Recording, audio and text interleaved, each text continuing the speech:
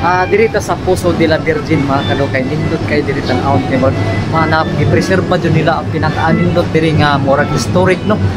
Like kaning makita nato kaning usa ka puso kaning balon kung tawag sa to ano perting lawong madyo di siya mga kaduog na ay din ha mga nag-wishlist kung ganahan ka mag-wishlist pwede ra jud ni diri mag-wishlist ka tagak ra ka tag piso or unsa ba pila bay kantidad ay may tagak kina basta puro ra magsisilyo.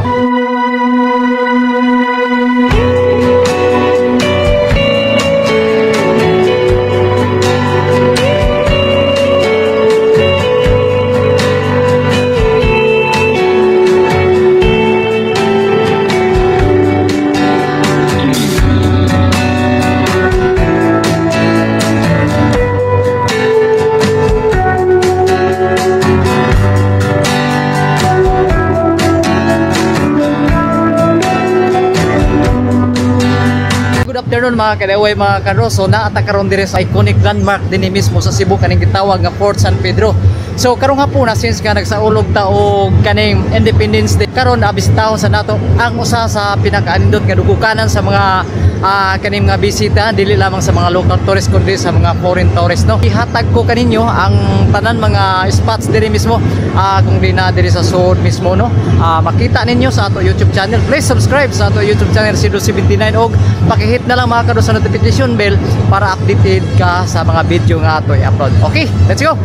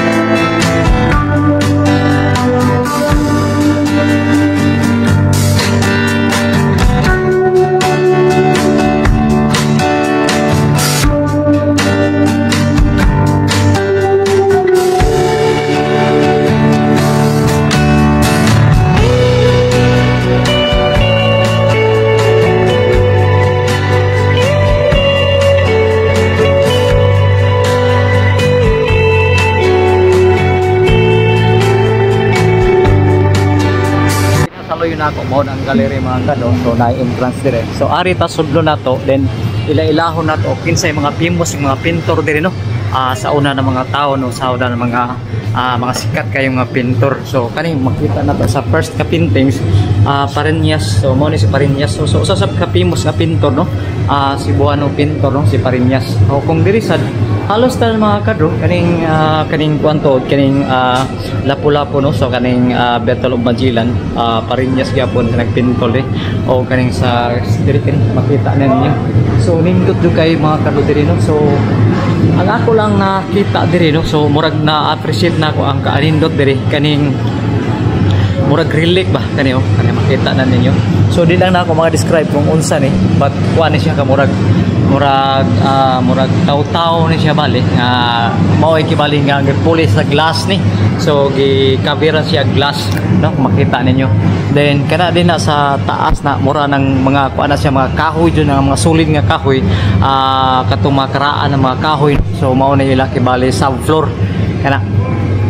So ingani kadako almost mga 50 square meter siguro ni diri ang kaning area kung di na diri makita ninyo ang mga paintings sa nagkalain-lain na mga sikat kayo or mga warriors kayo ng mga tao diri mismo sa Cebu no.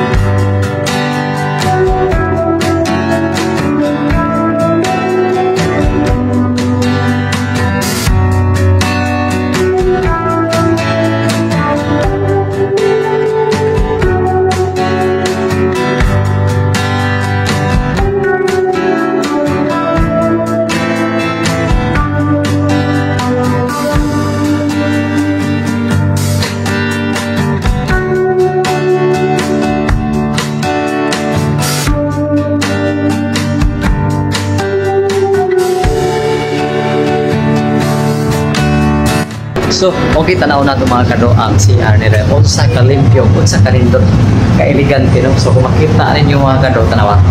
So, mao na yung mga urinal nila. So, nakikadiretso pero okay ra gyapon. So, okay ra kayo mga kado. So, ingani kanindot ang pagpreserba nila karon diri mismo sa Fort San Pedro. Kung di na witness na to karon no, ang kanindot diri ang kalimpyo diri mismo sa comfort room. Dirita sa Puso de la Virgin mga kado kay nindot kay diri tan-awon kay manap i-preserba jud nila ang pinaka-nindot diri nga murag historic no. Like kaning makita nato kaning usa ka puso kaning balon kung tawag sa to ano perting lawong ma jud siya mga kado og naay din ha mga nag-wishlist kung ganahan ka mag-wishlist pwede ra jud ni diri mag-wishlist ka tagak ra ka tag piso or unsa ba pila bay kan tagdan imo tagak kina basta puro ra magsisilyo. So kani murag maunay gipanindot jud kay ni murag muray attraction jud diri mismo sa kaning sa Fort San Pedro para dugukon jud sila sa mga bisita nato diri.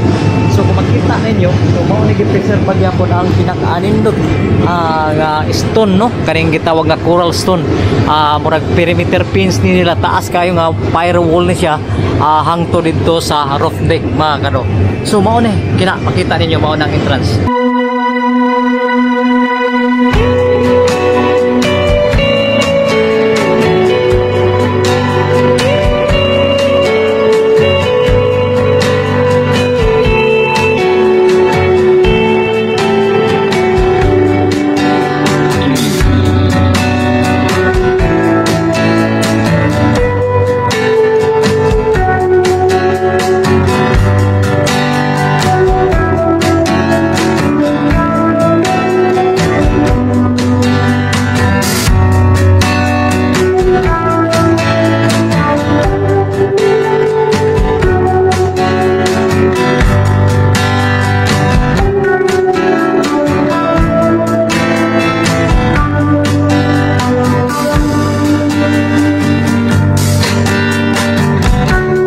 Karon diri mismo tarong ani Fort San Pedro mga kado murag dili jud makuha nato ang kasaba diri mismo kay sense ka karon Plaza Independencia kuan man karon kani Independence Day man. So di na mao na ang mga nag-present sa mga drum and bugle corps di na makita na ninyo kana siya. So nag-present na siya nagkalilain na siya mga university diri mismo sa Cebu. Yung muna ko muna mga kado ang museum sa Sugbo o kaya pinakaw ng Pier 1 na o kaya na ibasitan din na mga din ang Postal Office. Then sa unahan na then close na siya mga kado na ang kuha niya na gitawag nga Alot UCP building.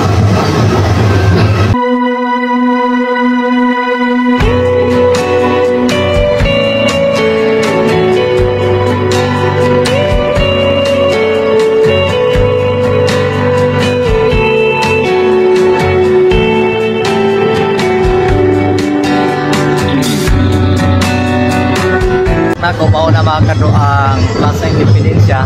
So mao na kibali ang roof deck diri mismo sa Fort San Pedro. Kung dili kay tanto ni dako-dako igor almost mga 2 meters ang wide niya, then ang length almost mga ilat mga 50 meters. So inga na kalaya mga kado nga murag square rectangle pa ni siya triangle, then every side siguro mao ang length niya.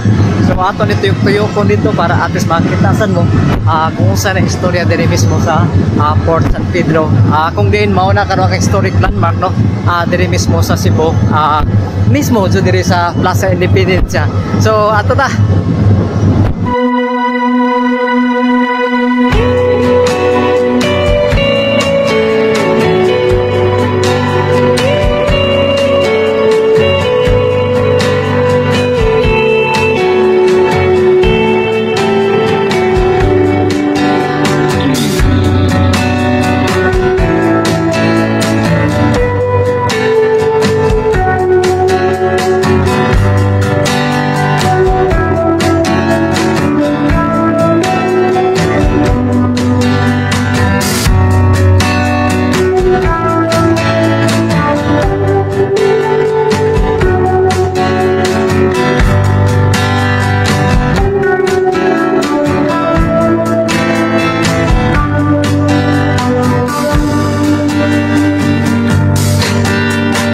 nga nato going to north na siya. So padong SM na siya. So diri sa side nako mao ni ang ground diri mismo sa Fort San Pedro. Kana ko makita na ninyo. So ground dako na siya kang ground made of tiles na siya no. Concrete pavement ang flooring na niya. Then na din ang katong building which is kanang mauna ang kanang opisina sa una sa Teniente no. So diri mismo sa plaza diri mismo sa Fort San Pedro. So kung makita ninyo na sa ako bag, so mao to ang fishing po na diha sa kanang Alot UCP kana sa luyo nako. O dito sa luyo medyo saba karo kayo diri mga kaduno kay murag na ay nag-celebrate diri og Independence Day kundi ay participation no diri mismo sa mga nagkalain-lain na mga drum and bugle corps mga university diri mismo sa Cebu naa diri karon nagkatipon sa diri mismo sa Plaza Independencia. Mao na nga karon murag na notice ninyo sapa kayo di na halos makita na dungog na to atong tingog no.